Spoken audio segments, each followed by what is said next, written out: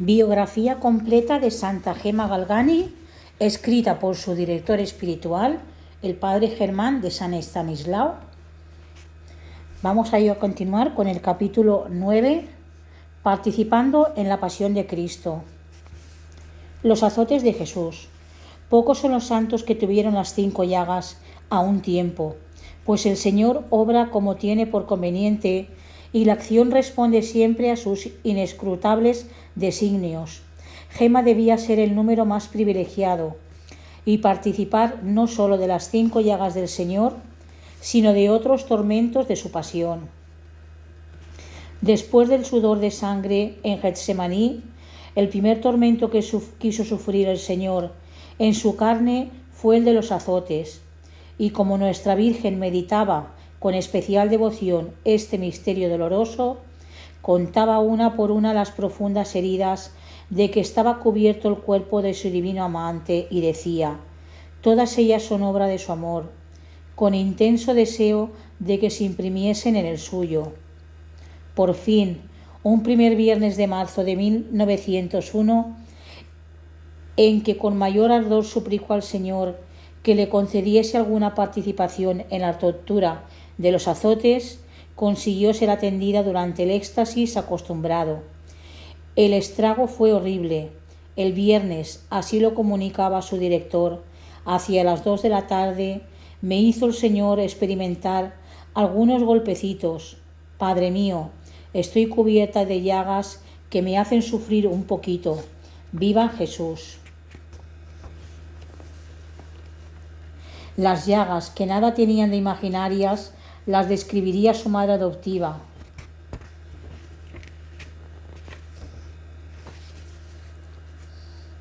Pues las observó repetidas veces. Advertía al principio de la noche, así escribe, que Gema estaba en éxtasis y padecía más del ordinario. La cogí de un brazo y, notando que tenía grandes rozaduras de color rosado, le apliqué un pañuelo que se manchó de sangre. Padecía mucho y pude oír que decía: ¿serán tus golpes, Jesús? Entonces comprendí que se trataba de los azotes. Se repitió esto los 4 viernes de marzo de 1901. El primer viernes pasó como ya dije. En el segundo hubo rasgaduras en la carne. En el tercero fueron mayores estas, hasta el punto de que casi se veían los huesos. Y en el cuarto fue tal el estrago que había llagas por todas partes, hasta de 1 centímetro de profundidad. Esto, no obstante, al cabo de 2 o 3 días desaparecía todo. En una ocasión le vendé dos únicas que quedaban por cicatrizar. En una ocasión le vendé, pues supuraron y sufrió mucho al quitarle yo la venda, pero una vez quitada se curaron en poco tiempo. Hablo de estas 2 solas, las demás se cicatrizaron súbitamente. De igual modo se expresan cuanto vieron aquellas llagas, lo que demuestra que no era Gema quien se las producía con disciplinas ni con otros instrumentos de penitencia. Inútil es decir que la piadosa víctima sentía vivo dolor en heridas tan profundas, porque el gesto que ponía lo daba a entender. En el tiempo de los azotes, dice uno de los testigos, Gema sufre mucho, pero sin moverse. Alguna vez tiene pequeñas convulsiones o le tiemblan los brazos, pero en cuanto a sentir, lo siente todo, porque si bien es verdad que queda algo entorpecida, pronto vuelve en sí y todo lo recuerda después de pasado el éxtasis, según se ha comprobado. ¿Sabe usted lo que me dice entonces? Encomiéndeme mucho a Jesús. Después oigo que dice: mamá mía, eterno Padre. El jueves por la noche, a eso de las 11, dijo: adiós, hasta mañana. En efecto, cesaron los golpes y quedó como muerta, pero el pulso y el corazón latían normalmente. Luego se produjeron los acostumbrados golpes. No se sabe si el fenómeno se repitió en otra ocasión fuera de los 4 viernes indicados, pero es de suponer que alguna vez se presentaría, aunque sin ser notado. dados los artificios que empleaba la humilde sierva para ocultar los dones que Dios le concedía.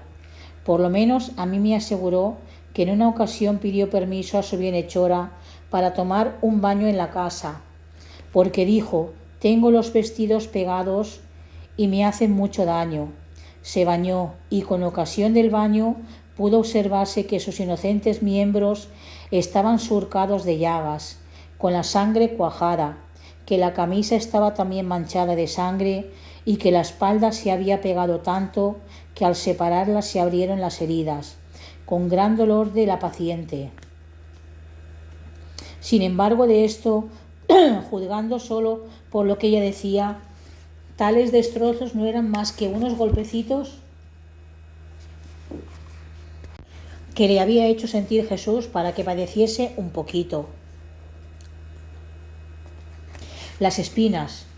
Refieren los evangelios que los soldados, después de azotar al Salvador del mundo, se apoderaron de él y tejieron una corona de espinas que colocaron sobre su cabeza.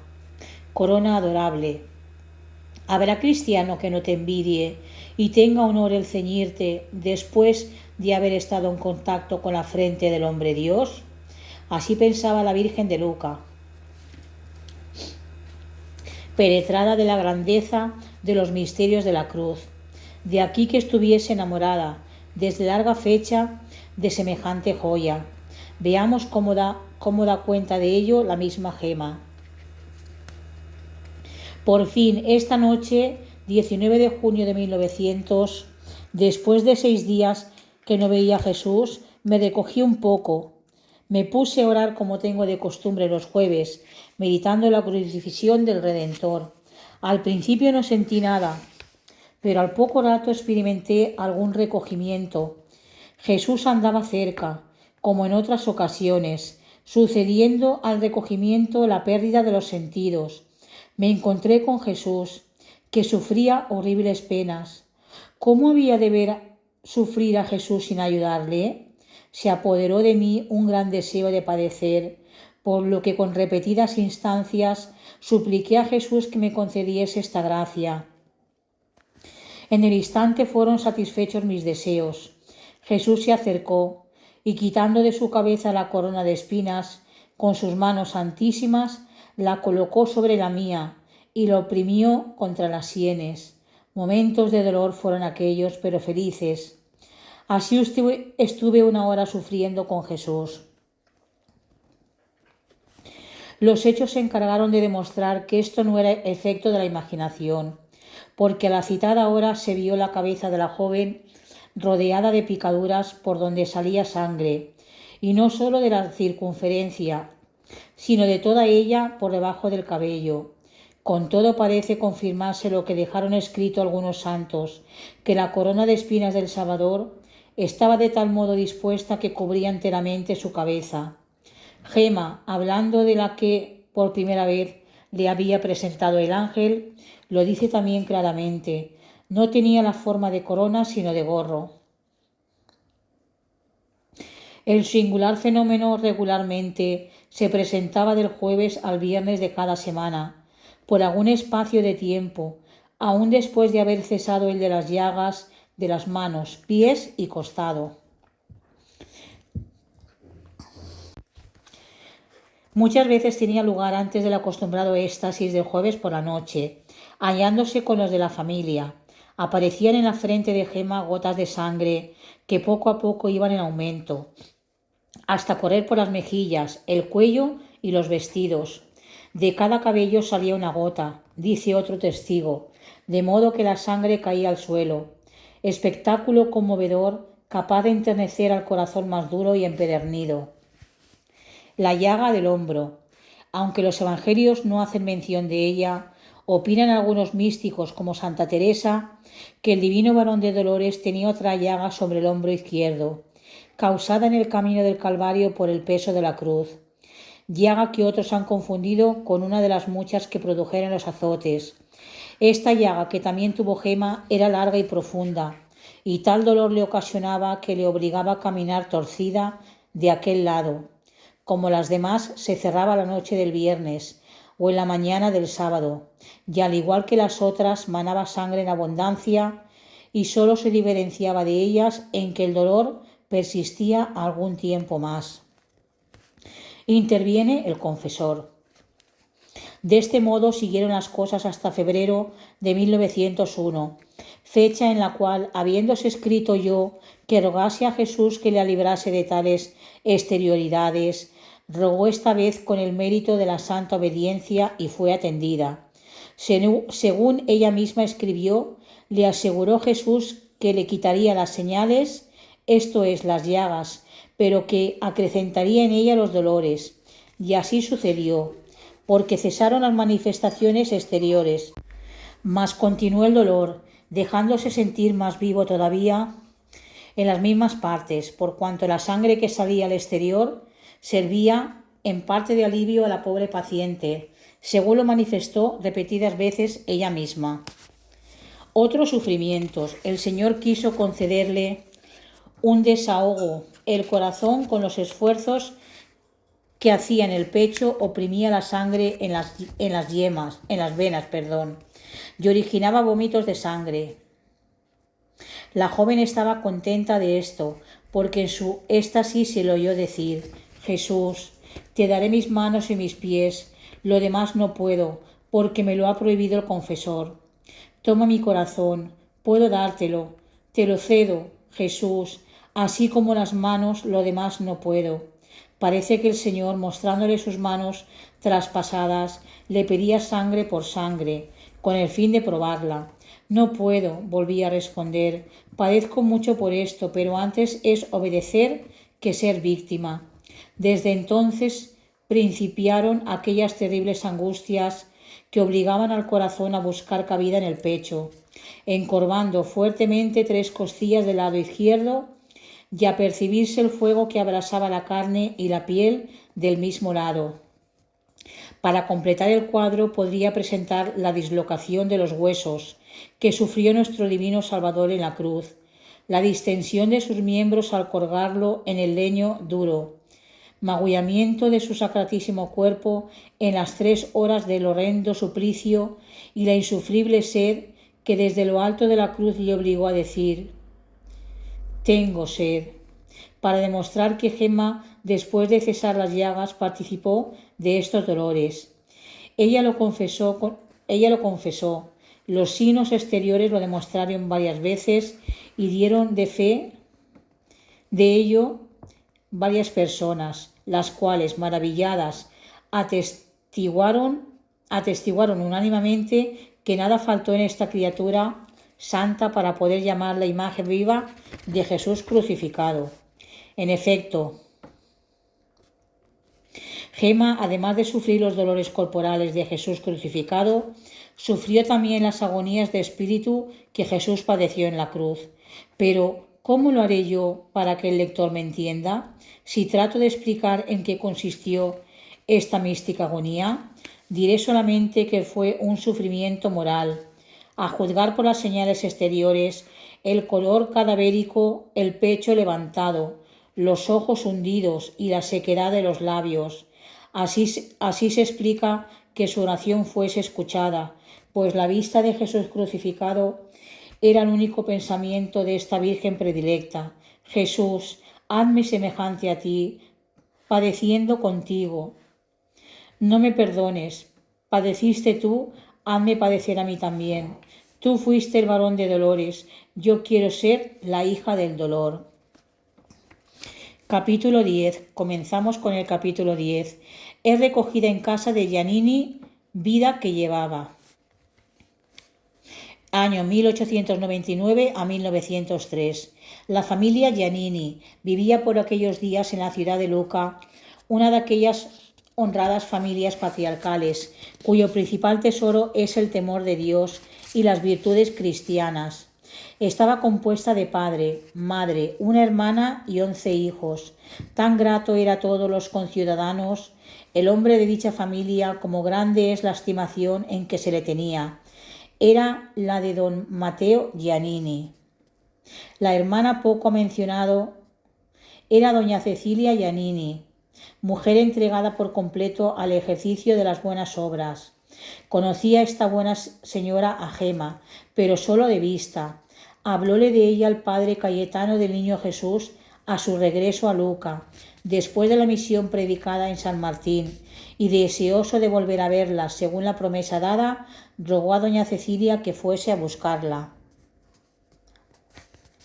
Miseria e incomprensión. En las visitas a la casa Giannini, que con este motivo comenzó Gema a realizar, llegó muy pronto a enterarse doña Cecilia de la estrechez en que la sierva de Dios vivía en su casa, e incluso de los malos tratos que en ella recibía de sus hermanos. Por otra parte, lamentaba nuestra santa ver expuestos los dones recibidos de Dios a continuas profanaciones, regalada con frecuentes éxtasis y semanalmente con las llagas de la crucifixión. Echaba de menos en su hogar no solamente el silencio y recogimiento necesarios, sino hasta el respeto que de tales dones reclamaban. Sus hermanos tomaban a chacota sus éxtasis. No siendo raro, llamaron a otros mozalbetes para escarnecerlos. Incluso dejaba a veces mucho que desear su conducta moral y religiosa, hasta el extremo de blasfemar groseramente en las discusiones familiares, lo que en alguna ocasión produjo en Gema desmayos y sudor de sangre, por el horror que semejantes palabras le producían. No era ese el ambiente que a su nueva vida convenía. De aquí las peticiones al confesor para que la encerrara en un convento y sus oraciones al Señor pidiendo el fin de situación tan aflictiva. Ya hemos visto cómo cuidó Monseñor Volpi de complacerla, aunque desgraciadamente sin resultado. En cambio, sus reiteradas plegarias al cielo merecieron demostrar al Señor que no le faltaría lugar conveniente donde ocultar sus divinos favores. En la casa nueva. Pues bien, llegadas a tal punto las cosas, fácil es imaginar la satisfacción de Gema al ofrecerse la ocasión de permanecer lejos de los suyos, en una casa de santos, en donde podía entregarse libremente a Dios, sin ser estorbada de nadie. Entretanto, la buena de doña Cecilia tenía ocasión de admirar mejor la rara bondad, la ingenua sencillez, la singularísima modestia de la doncella y quedar grandemente embelesada de ella. Al principio mostróse dicha señora algo perpleja respecto a los insólitos fenómenos que en ella observaba continuamente, espiando aún los más ligeros movimientos. Gema, por su parte, contenida por un innato rubor y modestia, guardábase con todo cuidado de darse a conocer. Mas de nada le sirvió su delicada reserva, pues quería el Señor que fuesen conocidos los dones de su gracia, por lo cual sucedía frecuentemente que la piadosa joven quedaba descubierta. ¿No te parece, querido lector, que esto es un milagro de la providencia divina? Tratándose de viudas o solteras que viven solas, no es raro entre cristianos al menos que bien sea por caridad, bien por alivio o comodidad propia, adopten huerfanitas pobres o abandonadas, pero en una familia numerosa con 11 hijos, todos de corta edad y en casa relativamente pequeña. El pensamiento de aquella señora, pretendiendo se adoptaba una hija de madre tísica, a más de temerario parecía de imposible realización. Verdad es que bastaba mirar a la joven, a la sazón de unos 20 años, para quedar prendado de ella. Algo sabe ya de ella el lector. Humilde, dócil, respetuosa, apartada de todo cuanto pudiera parecer capricho o ligereza. Era por añadidura devotísima y buena a carta cabal. En los 4 años que estuvo en la casa no dio motivo al menor disgusto, ni tuvo la más ligera disputa con la servidumbre ni con los hijos. Puedo jurar, atestigo a la señora, madre de aquella familia, que en los 3 años y 8 meses que Gema vivió con nosotros, no tuve conocimiento de inconveniente alguno ocasionado por ella, ni observé el más pequeño defecto. Del mismo modo se expresan los demás testigos. Hasta aquí el punto del capítulo 10. Mañana continuaremos con el nuevo punto de este capítulo. Espero que os haya gustado y un abrazo muy fuerte para todos. Ave María Purísima, sin pecado concebida.